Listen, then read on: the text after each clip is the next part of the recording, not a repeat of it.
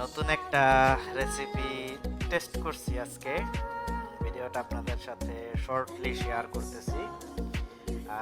এটা হচ্ছে আপনার ফিলিপিনো একটা ফুড। এটাকে আপনার সার্সিয়াদং ইজদা বলে। এটা মাছের সাথে ডিম দিয়ে খুব মজাদার, খুব চমৎকার একটা রেসিপি। আমার কাছে ভালোই লাগছে। ধন্যবাদ Resty, thank you so much রেস্টি।